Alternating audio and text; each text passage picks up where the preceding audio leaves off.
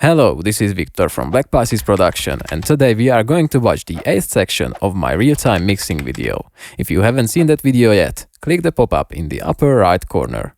In the previous video we talked about mixing the bass guitar. Today we are going to mix the rhythm guitars. We will watch the video together and I will talk about the things I did and why I did them. You can download the final mix and the final bass and guitar tone presets via the link in the description. Let's get started.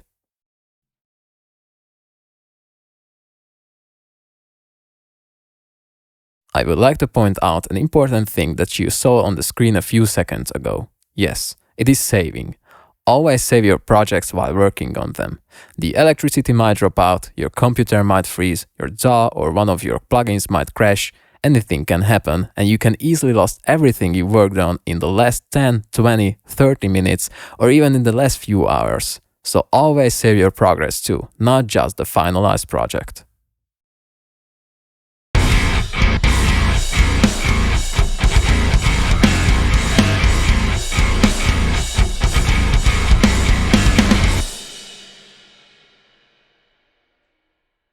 I made a quick volume adjustment before I started mixing the guitars.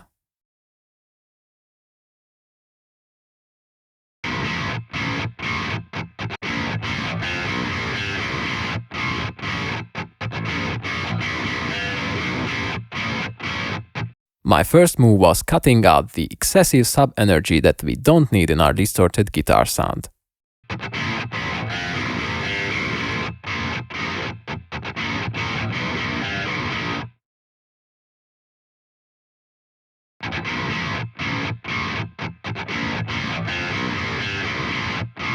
After the high-pass filter, I added a low-pass filter as well to remove the unnecessary high-end information from the signal.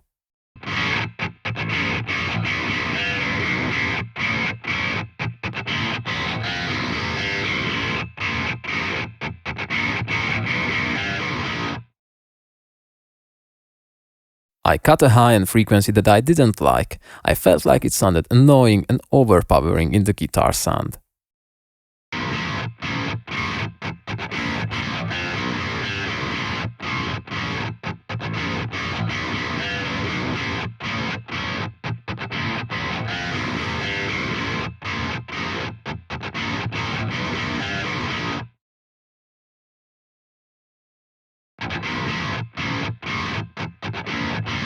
I tried adjusting the low-pass filter to get a nice balance between the highs and the high mids.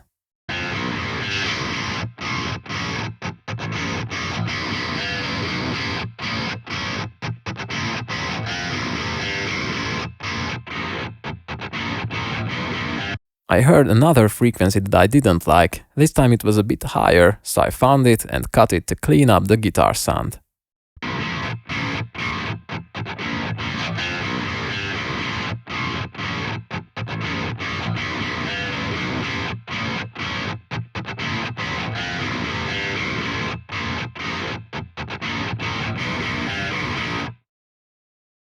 After the cuts, I felt like the bite of the guitar was partially gone, so I boosted the high end. This way I could add more bite in a controlled way and the guitar sound didn't get too fizzy.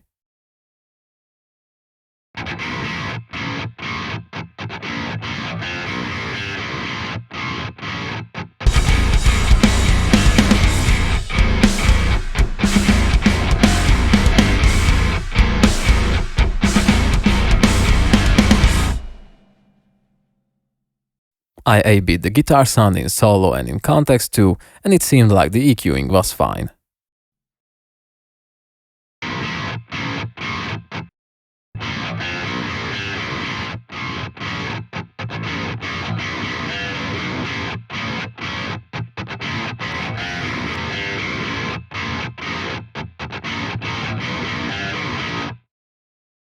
I added a limiter to the signal to catch some peaks.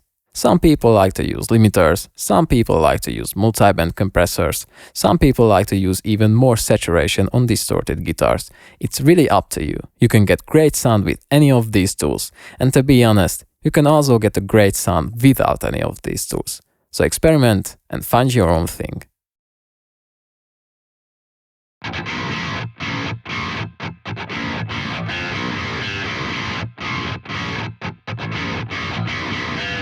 After the limiter, I felt like there was too much high end, so I adjusted the low pass filter on the equalizer.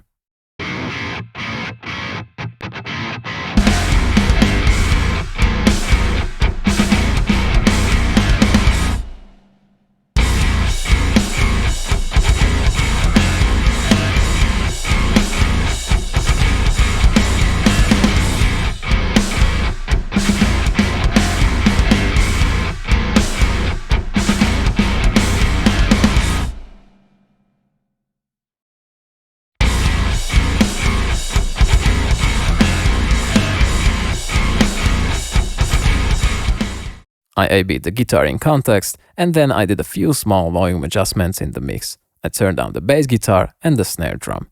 I was happy with the sound I had, so I started mixing the next element of the mix. In the next video, we are going to talk about the drum bass and the synth track. If you don't like waiting, you can support me on Patreon or buy me a coffee and get instant access to the next parts of the video series. Today, we mixed the rhythm guitars. You could see that we didn't need too much processing on the guitars either, because the guitar tone was created for this mix, just like the bass tone. We used an EQ and a limiter. That was it. Everything I said in the previous video is still true. Making good decisions in the early stages of your session can save you precious time. It will help you work smarter and not harder. I hope you enjoyed this video. Please hit the like button, subscribe to the channel, and feel free to leave a comment. Thank you for watching. See you in the next video.